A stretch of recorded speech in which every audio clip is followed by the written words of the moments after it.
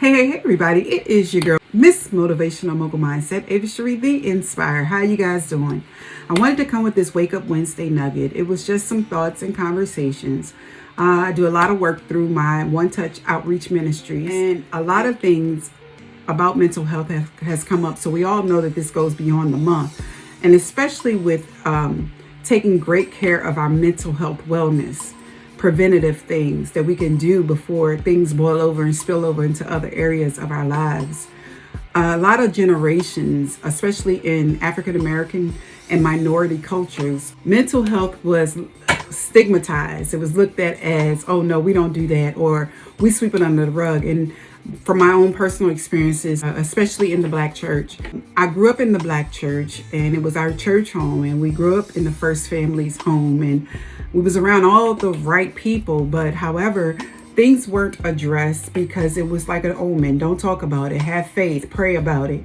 But what I wanted to say about that is prayer without works is dead. And what that means is we have to be activated. We have to have faith. We have to know what it means to have faith. And whether we already have it or not, we just have to become equipped and use the tools that we have to exercise our faith ongoing. And so as it pertains to mental health and the travesties we see across the world in the news about kids killing kids, parents killing their kids, we can always hop on social media and see some of the most disturbing, sometimes it doesn't even seem real, the news that comes up, and you be like, why did this person do this to their family or their parent or their child or children in itself? But I want to say this. A lot of people aren't equipped to even take introspective looks within. People have been shut down, have been called crazy all their lives, have been verbally and mentally abused all their lives and challenged, neglected. And a lot of them aren't equipped to even know what introspection looks like or feels like, because outside and in is corroded with negativity and neglect and being rejected. So these people go out and reproduce and have children, or caretakers for parents or caretakers for other children, work in daycares, and they haven't even learned the tools and the basic necessities in assessing mental instability. And so sometimes it's from being an offspring of generations that kept that code, that be seen and not heard, don't talk about it, sweep it under the rug, let's just go to God. But then how many of you have gone to God and prayed and heard all this, but then they didn't show you what to do, how to activate your faith, how to walk in that assurance that God was really answering prayers and guiding and leading? And also, how many of you have actually seen the obedience of the word of God by those same people? So what I mean by that is we go in prayer and we go to elders and we go to people in the church. We go to our community leaders. How many have we actually seen living out the word of God, living out what they're telling you to exercise? Because when we are taught something, it's because of the actions that someone has spoken to you that you should do. And then they show you by their actions, and they follow up with the consistency of those good deeds and actions that they're telling you that you should implement in your life, right? Even with error, even with making mistakes, show that part too. Be transparent in the oops, I slipped up. Oops, I told you to do that, but I'm not even doing it myself. I'm not ministering to myself. I'm just bypassing it and instructing you to do it, but it don't apply to me.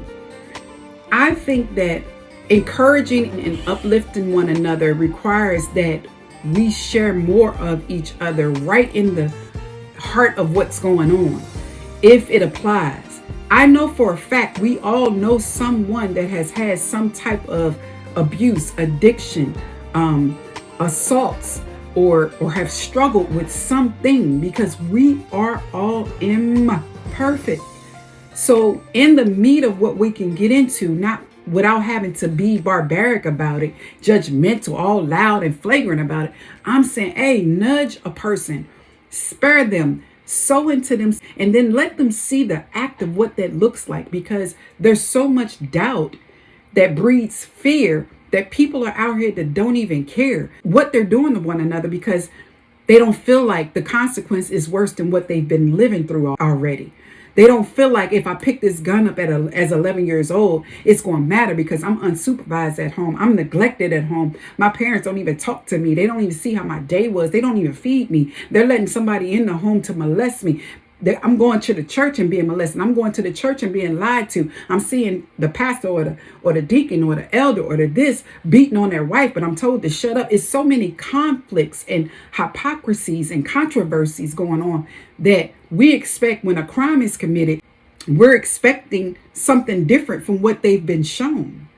And so I want to wrap up May mental health awareness. I want to take that further and let's talk about mental health wellness. Let's talk about being preventive. Let's talk about the things that are hard, and let's talk about the remedies and resolutions of those things taking place and being implemented. And a lot of times we don't give the tools. Sometimes it's too many tools, and sometimes people don't understand the direction of the tools. They don't have the patience to sit through the learning phase of how to use and implement tools and techniques in their life. So I will leave with this. Show up and face the demons, the neglect, the abuse that you were shown. Show up and face off with that thing and say no more. Start with, this ends now. This stops with me.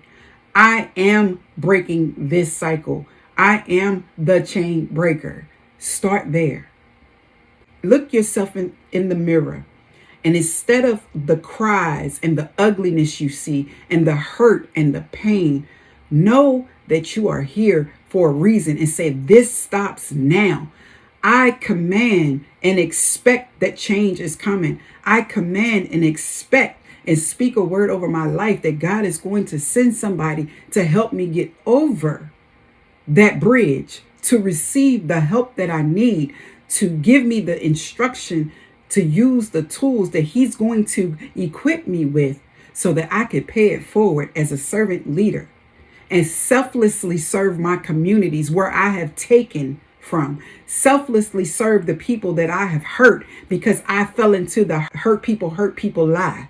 It's not necessary and it's not a must do. You don't have to take on some type of label. Guess what? It does not have to be like that. Especially you are a genius and an expert in knowing what that hurt feels like. So you are just as much, if not more powerful, being a genius and expert, breaking the chain and cycles so no one else has to live in that pain, in that torture, in that torment ever again on your watch. All right? Start there. Look at yourself and wipe those tears and say, no more. It ends now. You are enough. You are greater than your circumstances. Faith overrides your fear, and it is time to activate within yourself, repossess your energy that have been for bad towards yourself and others, and reclaim it for good so that you can pay it forward. All right. And this is your girl, Miss Motivational Mogul Mindset, Ava Cherie, the Inspired. God's love and God's peace to you.